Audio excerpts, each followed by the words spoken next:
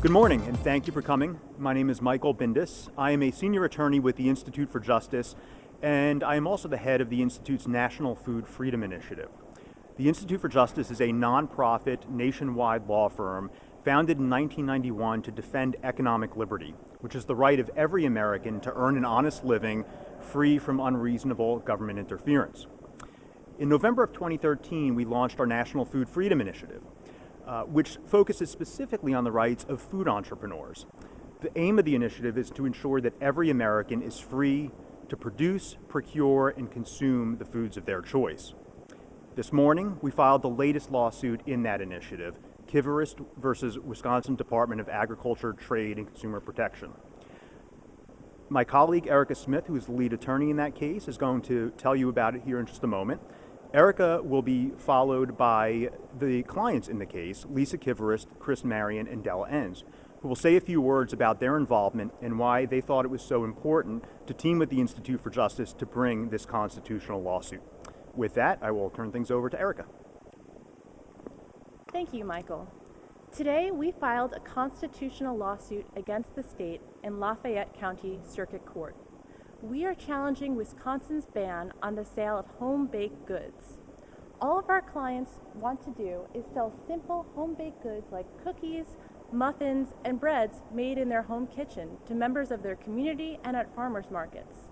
But if they even sell one cookie, the state can send them to jail for up to 6 months and fine them up to $1,000. That's because Wisconsin requires bakers to access an expensive commercial kitchen and obtain a burdensome commercial food license before they can even be in business. The commercial kitchen requirement in itself can cost tens of thousands of dollars. The state should not require people to jump through expensive licensing hoops just to sell cookies. In fact, the state deems these home-baked goods to be not potentially hazardous, which means they are shelf-stable and perfectly safe. In addition, the state allows the sale of other homemade goods, such as popcorn, raw apple cider, jams, honey, as well as home canned goods such as jams, jellies, and pickles. Home-baked goods are just as safe and safer than these other goods. Wisconsin's homemade good ban has nothing to do with safety and everything to do with politics and protectionism. The Wisconsin legislature has been trying to pass a cookie bill that would allow the sale of home-baked goods, but commercial food groups have lobbied against its passage, all to protect themselves from competition. The Wisconsin Constitution protects the right for everyone to earn an honest living free from unreasonable government regulation, and that includes home bakers. That's why we filed this lawsuit, and that's why we are asking the court to strike down this arbitrary ban. Thank you. I will now turn the mic over to our clients, starting with Lisa Kivirist. Thank you.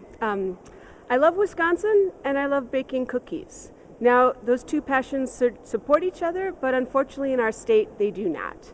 So as a citizen of the great state of Wisconsin, I stand committed with my friends Della and Chris to stand together and to stand against injustice. And as we see a lot in our rural farming communities, we have a very deep-rooted commitment here to values like freedom and independence and earning an honest living. So why am I involved with this lawsuit? Well, it's not about me, it's about economic liberty for us all. So why in every other state in the nation, except New Jersey, people can earn an income selling home-baked goods out of their home kitchen, but here in Wisconsin our spatulas are tied.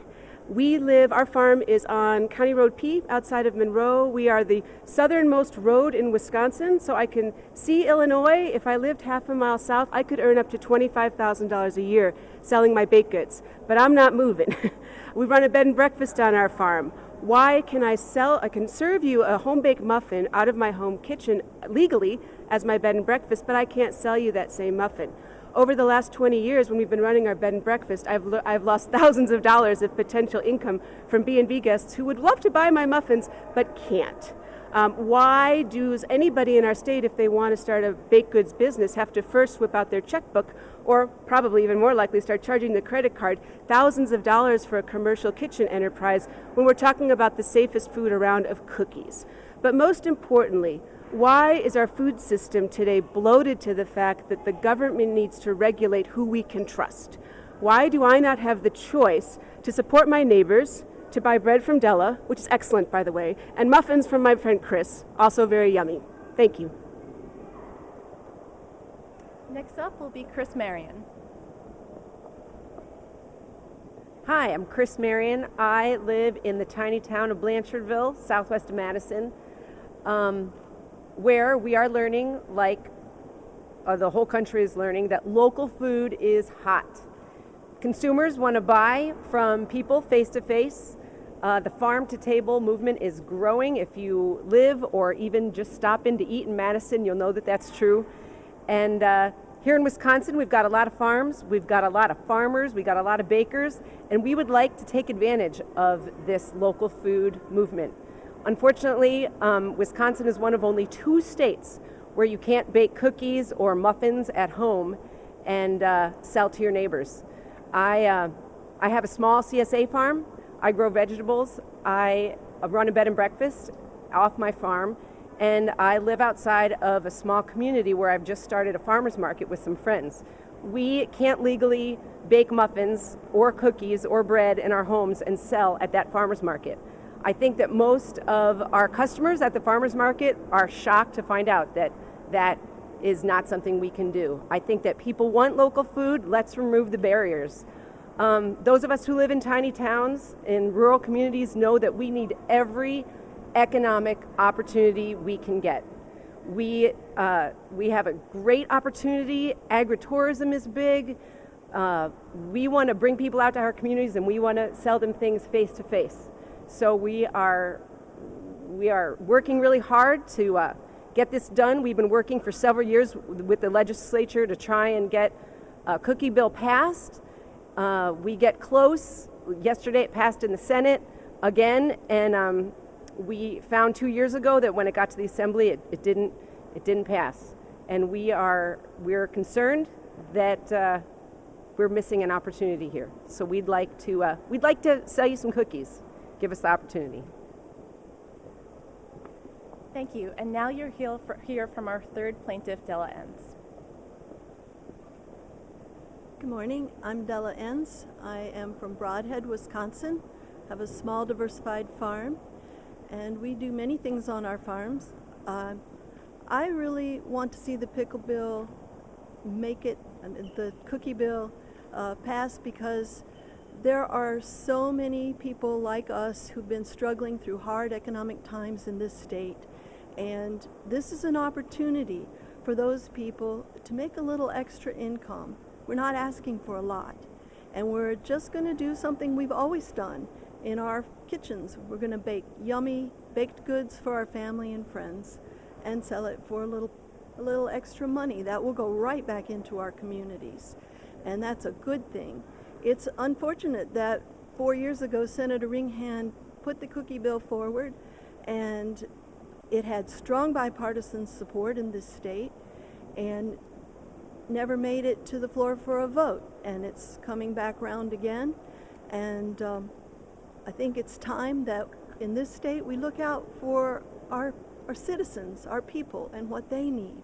If our government here can push a law through in 6 weeks that's controversial and do it in the dark of night, and it takes 4 years for cookies, that's just not right. So I want to see this happen for all of our families in Wisconsin. Thank you, Della. We will now open the conference up to questions. What have you heard from Speaker Voss about where things are going? We haven't heard anything from Speaker Voss. Speaker Voss owns his own commercial food business, and last session he would not allow the cookie bill a vote on the floor. And we also understand that there are other commercial food groups that have been lobbying against the passage of this bill.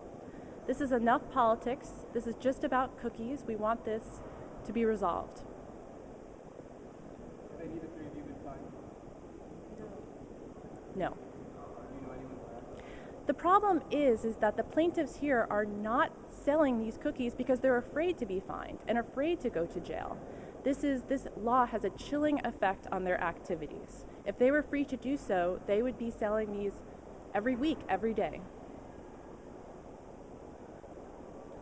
Any other questions? All right, please feel free to set up any interviews afterwards. Thank you very much for coming.